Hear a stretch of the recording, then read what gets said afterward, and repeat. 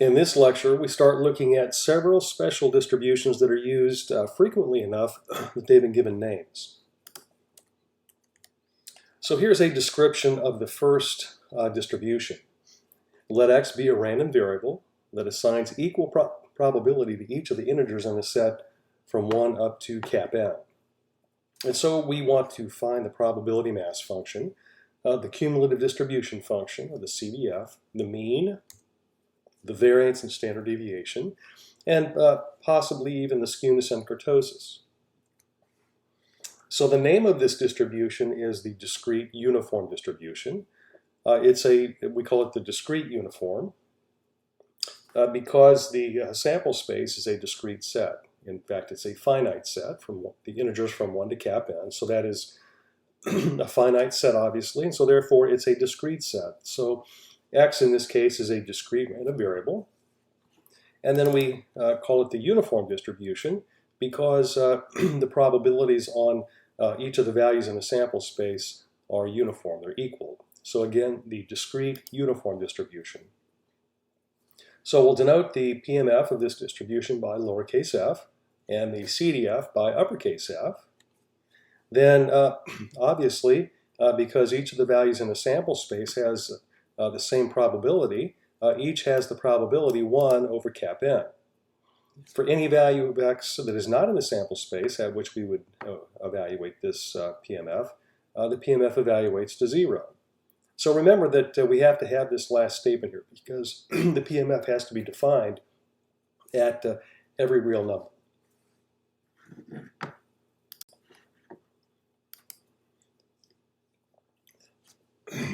Now, for any value of x that is less than the smallest value in the sample space, for any value of x that is less than 1, the CDF evaluates to 0 because at that point, at such a point, we've not accumulated any probability. On the other hand, at any value of x that is greater than the upper end point of the sample space, cap n, at such a point, we have accumulated all of the probability that there is to accumulate, and so the CDF would evaluate to 1. And then for any value of x that is greater than or equal to 1 and less than or equal to cap n, then the CDF is equal to the number of points in the sample space that are at or below that value of x divided by cap n. And we get that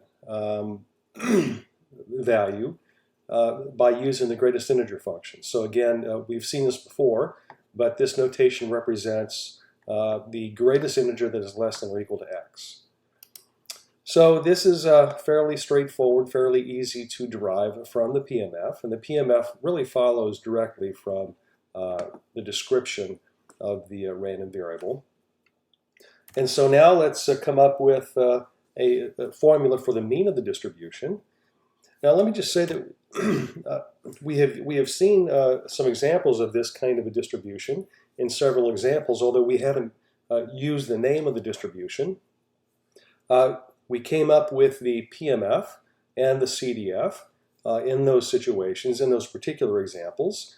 I want you to think back to the examples that we've covered and see if you can recognize which examples dealt with this kind of a distribution. In those examples, we also calculated the values of the mean and the variance, the standard deviation, the skewness and the kurtosis of those distributions, but we did so using a spreadsheet. I've been calling it our spreadsheet template or our discrete distribution spreadsheet template that we can modify for different discrete distributions. And so in those examples, we calculated the values for the mean and the variance and the standard deviation, the skewness and the kurtosis computationally, but we did not, in those examples, come up with general formulas for those distributional characteristics. And so that is what we're going to do, at least for the mean and the variance, in this particular situation.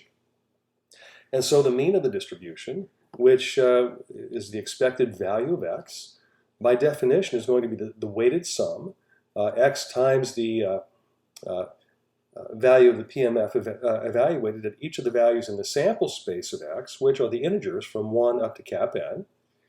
And so we can replace f of x by 1 over cap n, which then we can pull out of the summation because it does not depend on x. And so then we get a nice formula for the mean of this distribution being equal to n plus 1 all over 2. Now, to get the variance, we're going to use the computational formula for the variance. And so in order to use that, we need to get the second raw moment in addition to the first raw moment, which is what we just calculated. And so the second raw moment here is going to be the sum, x going from 1 to, this should be a cap n, all right, x squared times f of x. And then we just go about doing what we did very similar to the previous derivation. We replace f of x by its expression, 1 over cap n. And then we can pull that 1 over cap n outside of the summation. And then we're left with the summation, x going from 1 to cap n, of x squared. And you may remember from college algebra or a class like that, that when you are adding up values of x squared from x going from 1 to cap n, then the expression for that is cap n times cap n plus 1 times 2 times cap n plus 1 all over 6. And so we have an n cap n upstairs, we have a cap n downstairs, they cancel out. And so the formula for the second raw moment is cap n plus 1 times cap n plus 1, 2 times cap n plus 1 all over 6. And so then we combine those two using our expansion formula for the variance, and we get, again, a rather nice formula for the variance, cap n minus 1 times cap n plus 1 all over 12.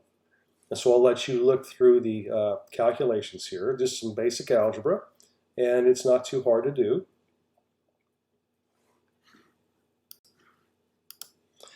And so let's look at an example. So let's toss a fair die once and let the random variable x be the value of the up face.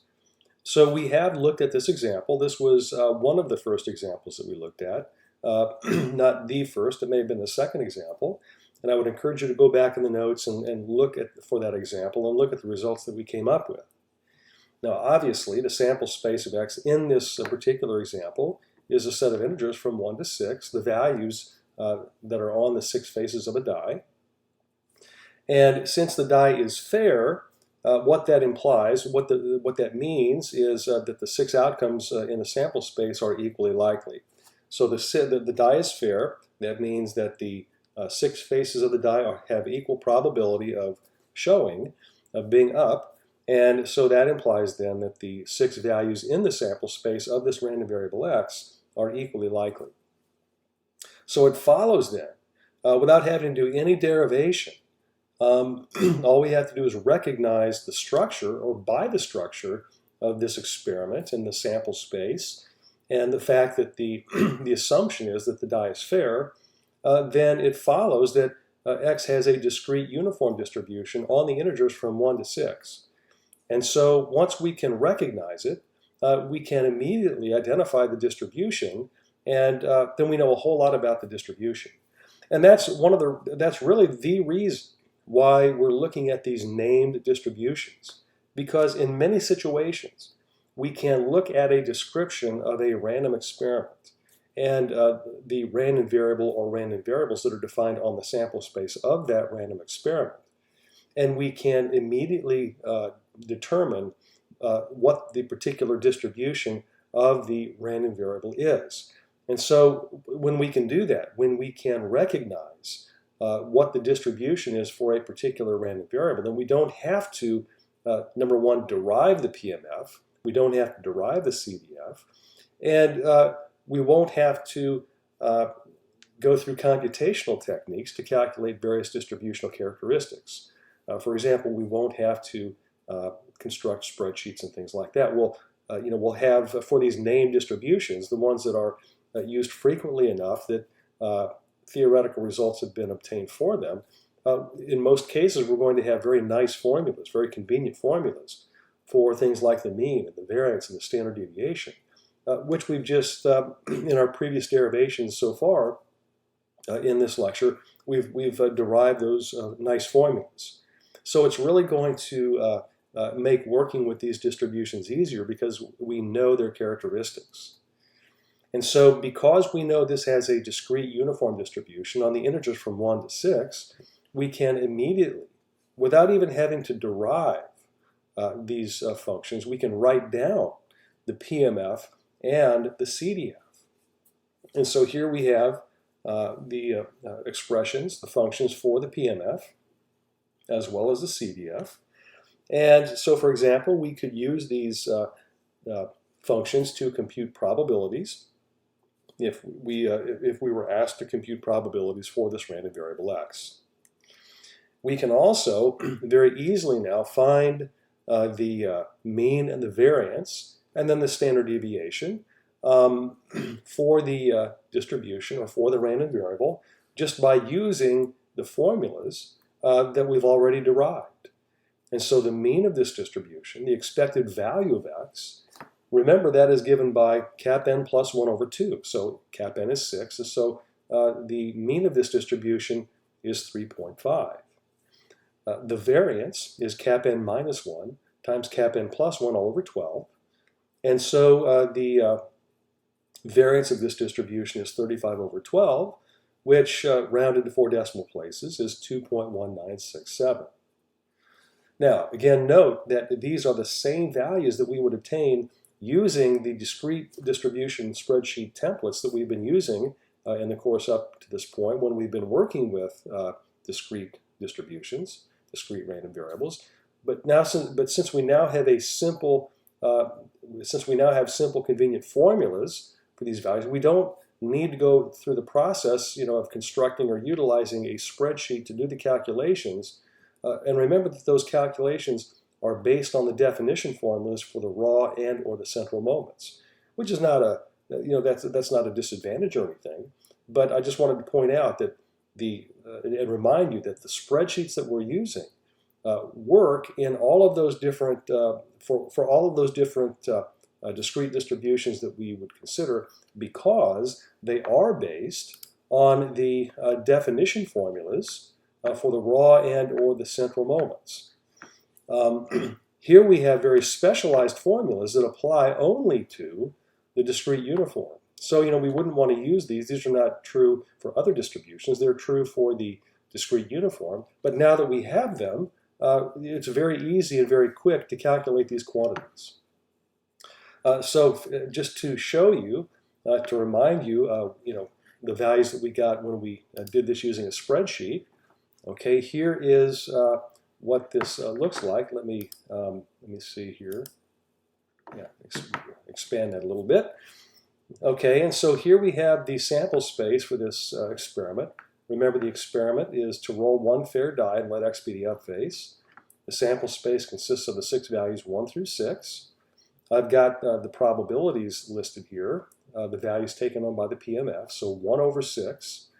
And then because everything is programmed, it automatically populates all of these cells, and in particular, populates the values for the mean, the variance, the skewness, and the kurtosis. And so we see here that we get a mean value of 3.5 and a variance of 2.9167. And that's exactly what we get with these formulas. Now, we have not yet derived formulas for the skewness and the kurtosis of this distribution. Obviously, assuming that this skewness value is correct, then obviously when we go through the derivation, we're going to find that the formula for the skewness is that it's 0, and that is the case. We could also go through the derivations to come up with a closed form formula for the kurtosis, and that would, if we were to do that, then it would give us exactly what we've seen here. I'm going to leave that as an exercise to you if you're interested. We're not going to take the time to do it now, but keep in mind that if you were to do that, then you would get the same, and do it correctly, obviously, then you would get the same value that we get via the computational approach. So that is the discrete uniform distribution. Think back to, there was at least one other example, one other situation where the random variable of interest did have a discrete uniform distribution, but for a different value of cap n. So see if you can remember which example that is, and then if you can, go back and rework that example, knowing now and applying what we've come up with, what we've derived in this particular section of the notes. Okay, here is the description for the next distribution, this special named distribution. So let x be a discrete random variable. It takes the value 1 with probability p and the value 0 with probability 1 minus p. And then we again want to find the PMF, the CDF, and then to the extent we can find formulas for the mean, the variance, and so forth. And we might also find the moment generating function for this distribution in this particular example. So the name of this distribution is the Bernoulli distribution. We want to consider a random experiment where the outcome can be dichotomized into two categories, which we typically call success and failure, but it could be on, off, male, female, yes, no. It can be dichotomized really in any way. All right? And when you think about it, really the outcome of any experiment can be dichotomized. And so this is very applicable to many situations, experimental situations. So suppose that the probability of success is p, where p is greater than 0 and less than 1. Let the random variable x be the number of successes in a single trial of the experiment. So we're going to do this thing once. The sample space of x is therefore the set of values 0 and 1. So it's a finite set. Therefore, it's discrete. And so obviously, in this case, x is a discrete random variable. Denote the PMF of x, again by lowercase f, as is our convention. And although sometimes we will use other letters, if f is already used, then we might use g or h, whatever. Okay, so then if denoting the PMF by lowercase f, then f evaluated at 1, which is the probability that x is equal to 1, is obviously p, and the PMF evaluated at 0, which gives us the probability that x is equal to 0, is equal to 1 minus p. And so those are the values taken on by the PMF at the two points or values in the sample space. But remember, we need to define, the PMF needs to be defined at every real number. We could define the PMF as a piecewise defined function with 3 rows in the function, where it would be f of x is equal to p if x is equal to 1. It's equal to 1 minus p if x is equal to 0. And it's equal to 0 if it's any other value of x. We could do it that way, but it turns out that it's kind of convenient to write it this way. And I'll let you look at this and convince yourself that this is an accurate description, an accurate mathematical representation for the PMF. But we can write the PMF this way in a very succinct format. And this is helpful because, again, it's going to generalize to another situation that we'll look at after this particular distribution. But for values of x in the set 0 and 1, the PMF, the expression for the PMF can be written as p to the x power times 1 minus p to the 1 minus x power.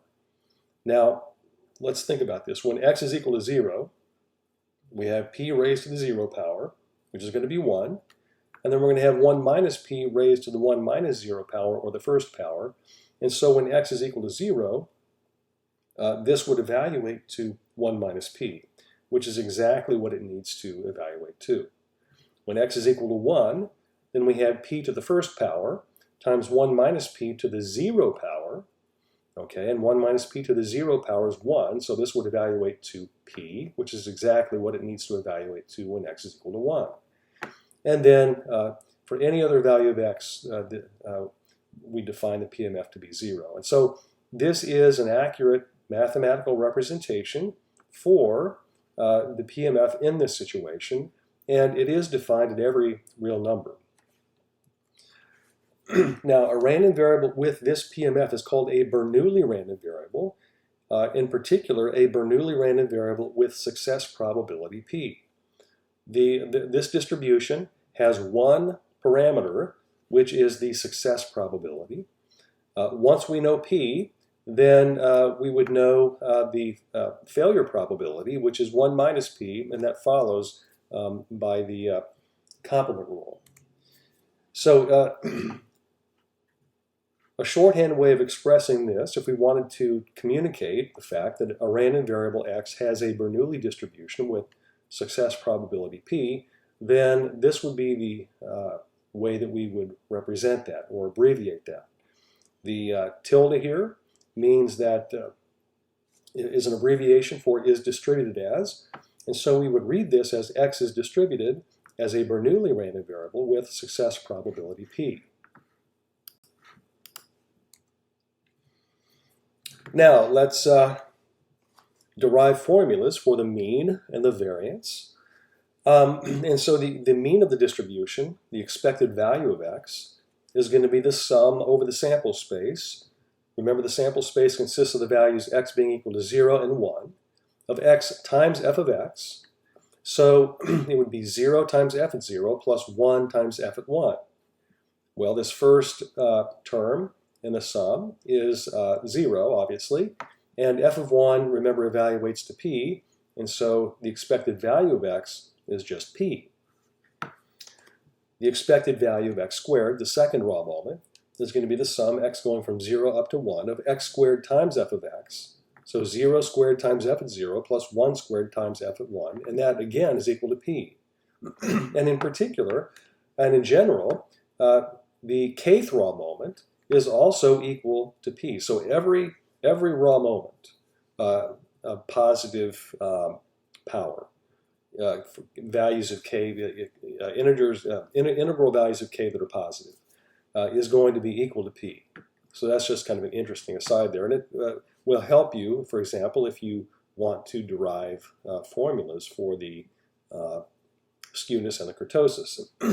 The variance of x using the expansion formula and the two results above give us an expression for the variance of p minus p squared, which can be written as p times 1 minus p. And we can think of this as the success probability times the failure probability.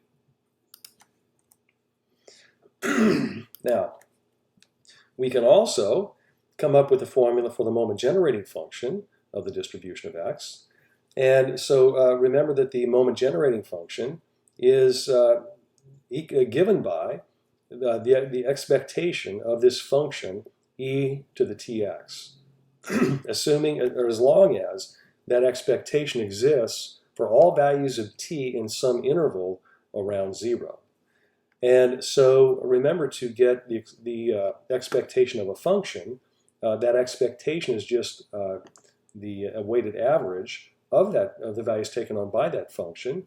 And so this would be given by the sum, x going from 0 up to 1, of e raised to the tx power times f of x. And so it turns out that this is equal to 1 minus p plus p times e to the t. So just go through the calculations there, very simple to do.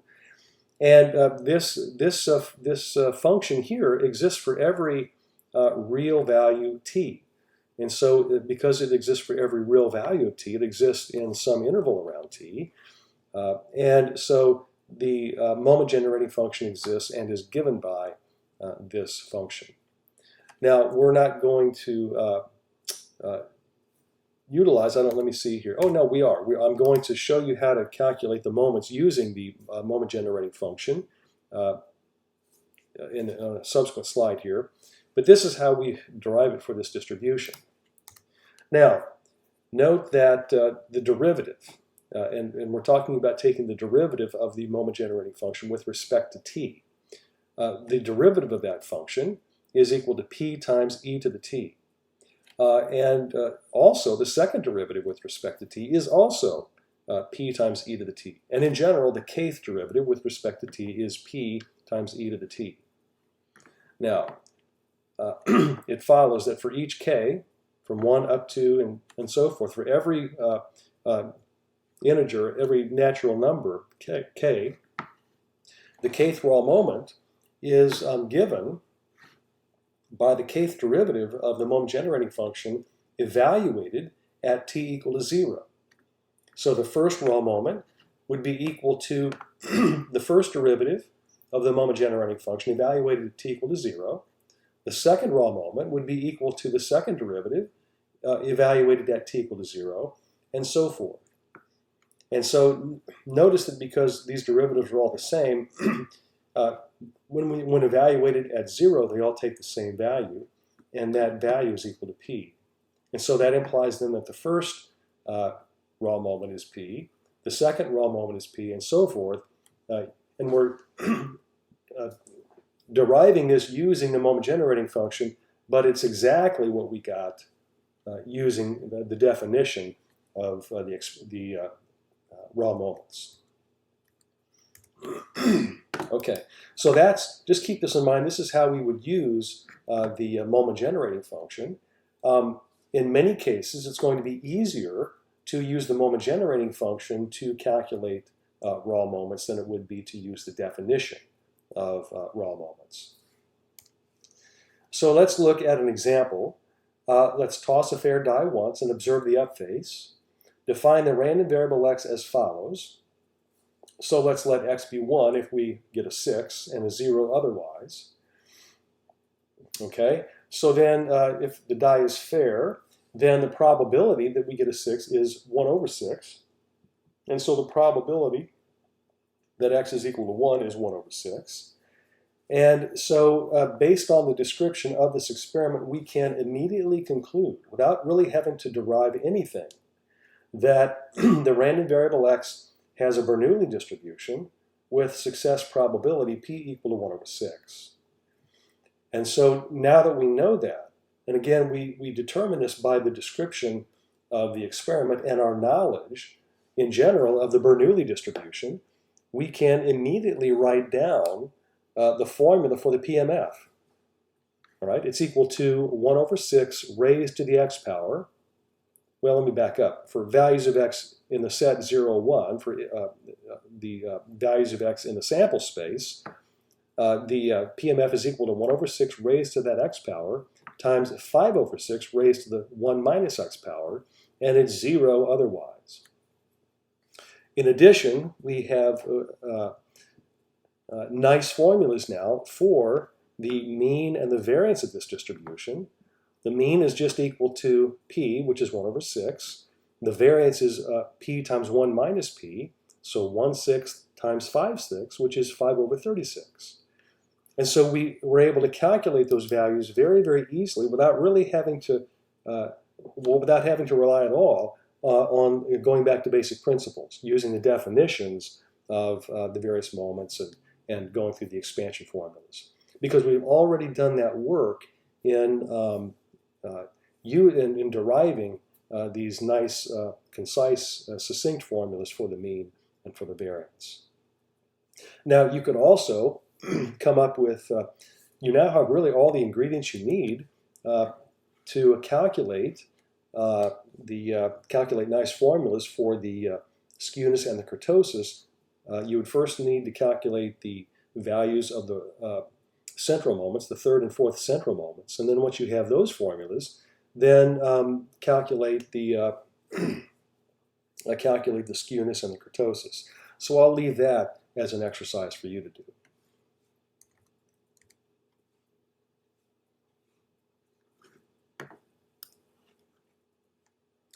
So this is probably a pretty good place to stop this lecture video. We'll continue with the next name distribution in the next lecture video.